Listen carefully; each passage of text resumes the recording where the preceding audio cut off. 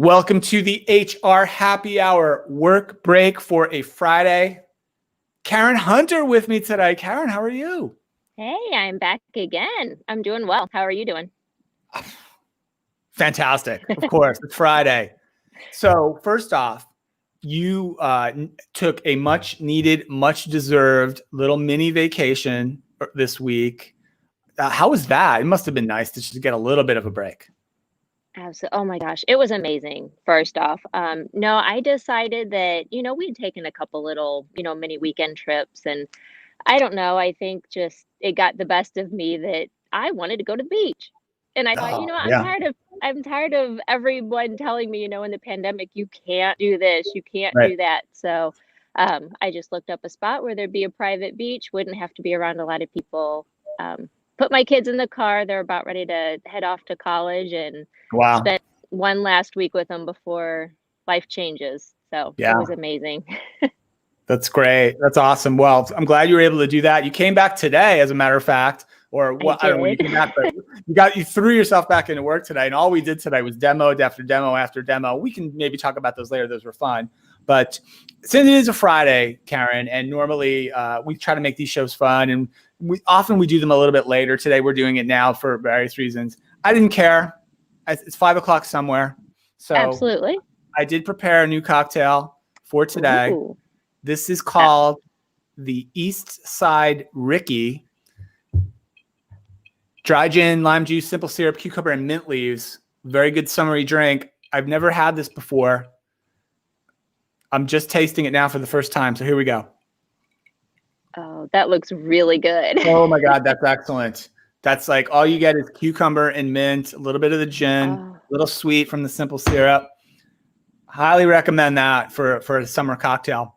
All I did was Google summer cocktails made with gin because that's what I had available to me. And I found that. That's awesome. So, that felt good. Okay, so question is, did you have everything else on hand, or did you have to go get it? I made a quick run to the local grocer to acquire the cucumbers and the mint. Did not have those ingredients on hand, but the other items, which was basically the gin and ice, I did have available to me. I was about to be really impressed if you had mint leaves in your kitchen. So. No, I like to grow. I should garden a little bit, but I haven't. I haven't gotten into that. So, hey, one other thing I know you've been working on this too, and I'm excited about. Trish and I next week are going to be recording a podcast all about our Gettysburg experience that we did years and years ago with the conference board and some really cool folks there. I did order the book. This was the pre-reading book for the conference board Gettysburg experiential learning experience that we did all those years ago. And so I'm going to try to bang through this again this weekend. I read it back then, but it was like 10 years ago. And I'm super excited both for that show and to read this book. And we have two great guests who've been on the show before. Dick Richardson and Rebecca Ray are both coming back to talk about the Gettysburg learning experience. We're recording it next week, and we're going to try to rush it out really quickly because it's such a great topic, great story. And I'm so excited to do this show. It's going to be one of my favorites. It's going to be a great one. I cannot wait. You've got some good reading this weekend. Yeah. So what else, Karen? I mean, you're vacationing, you're in the park, it looks like. Demos. I am. I'm getting my outside time. Well, I tell you what, I was reading today. I came across this article. It was in Business Insider. So it gave a little bit of a perspective on some of the post-pandemic positives.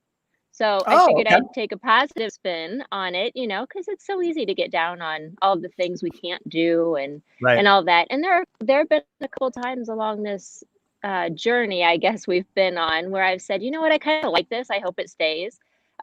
One thing is people that I don't know staying 6 feet away from me. I'm kind of enjoying that. Yeah, I like that too. That's been a really good. But this article, it's basically how a London design firm, Priestman Good, has debuted their vision for what airline travel should look like post-pandemic. And they have a few good ideas. First off, wanted to kind of get your thoughts on this. They have said, obviously, we need more room, more privacy, all those kinds of things. But they're also talking about getting rid of the terms for business and economy class. They think that's outdated. It's time to switch it up. So they're basically saying that business class should be rooms and economy would be Okay. zones. So we would have rooms and zones on a plane. Okay, fair enough. How do you feel about that? Yeah, I'm good with that. I think so. Yeah, rooms and zones. I think I like that because it's funny that there's different ways to refer to this in different parts of the world. Like often in the U.S., we would call economy, which is pretty much the rest of the world would call it economy. It's sort of the main area of the plane. Mm-hmm. We used to call it coach all the time. Maybe we still do. Like I remember coach class being kind of the term for forever and ever. But I like business. I like rooms and zones. I like first class, of course, too. I don't know what we'd call that, like suites, maybe. Like if there's still a first class. That would be nice. But I tell you what, you'll have to check it out. It just allows a little, like I said, the privacy is great. They've got it set up where you could be socially distanced while also being on the flight, even in your zone. And, less of the like crevices and things so that the cleaning goes much easier. Tray tables not coming out until they bring you a snack or a drink, that it would be delivered on a table that they would then take away so that you don't have all those places that people touch all the time. Yeah. So I kind of like that idea. Yeah, I do too. I've seen some interesting kind of designs about trying to figure out how to stagger the seating a little bit more in more creative ways to try to keep the middle seat from being right on top of the ones next to it and things like that. And some of the airlines, I know Delta for one for sure, because that's the airline I fly, is still blocking middle seats. I think Southwest might be too still. I mean, eventually that will probably end, but hopefully we'll be thinking about that more and more as we hopefully get back to normal soon. I have a couple other things I wanted to mention. We've been doing software demos all summer, you and I, and we did a whole bunch today. But there were two I wanted to shout out just because they were really, really cool and kind of, one is certainly friends of the show. Paychex did a great demo for us today. And I just want to shout them out one more time for how amazingly supportive they've been to both their customers, their 600,000 plus customers, and helping them navigate through the Paycheck Protection Program, both the application process and then the forgiveness process for that, which is ridiculously complicated. And they've done an amazing job to the tune of like $28 billion that they've helped their clients secure loans for. And then the other one I wanted to mention, because I thought have been staggering. Yeah, they've been amazing. And a great job for Tom Hammond and the team. And also the Go Fluent demo we saw today, which was it's a platform to help people learn a new language, which I had never heard of before we saw them. We met with them today, and it was really cool. Now, I know you know the answer to this, Karen, because you were on the demo with me, but let's pretend you don't know, Karen.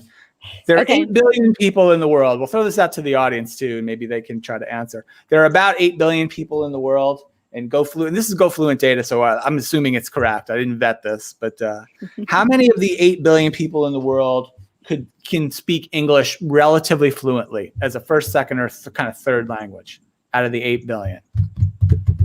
Drum roll, please. I know you know the answer. I know. And we actually real answer it's about 1.5 billion. About 1.5 billion. And of those 1.5 billion we learned today, and I never would have thought about this, which was awesome, only about 350 million people, which is barely just a little bit over the whole population of the United States, honestly. Only about 350 million. Yeah, only about 350 million people are native English speakers, which I thought was incredible too. So here I was thinking, it's like, a great big world out there. Well, here I thought all along for for many decades, I've been thinking, boy, I'm going to double down on one language. I'm going to learn one, but I'm going to learn it really well and just hope everybody else decides that's the one for me too. Like, let's all adopt the same language. And I always felt really lucky. Like the one that I knew I always thought was the one everybody was going towards. So maybe not so much. Yeah, nope. I'm worried now.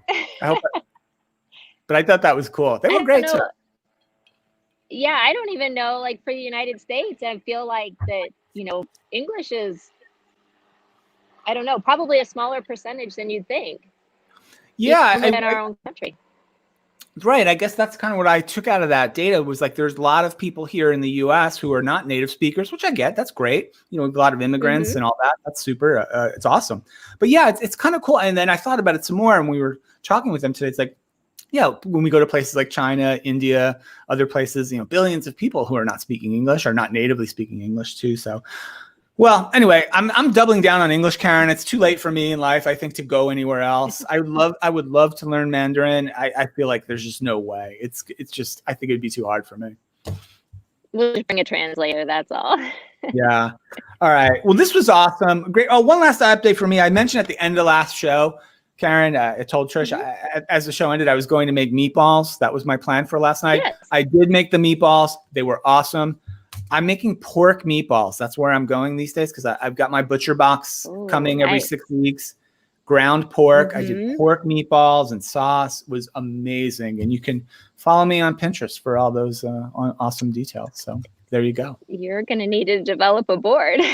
I do have one. I've said this 3 times to Trish. She thinks I'm making it up. There is a board. You can find it. All my food's out there. All right. I'm going to look. Awesome. Well, Karen, you have a wonderful weekend. You too. I'm ready for it. Yeah, me too. I could tell I started early. So thanks everybody for being with us all week. We'll be back next week for more work breaks, and have a wonderful weekend. And you can check out all the HR Happy Hour Show archives right there. See, I learned how to do this on this little tool, Karen. Oh, that looks awesome. I love it. Awesome. All right. Have a great weekend, everybody. We'll see you later.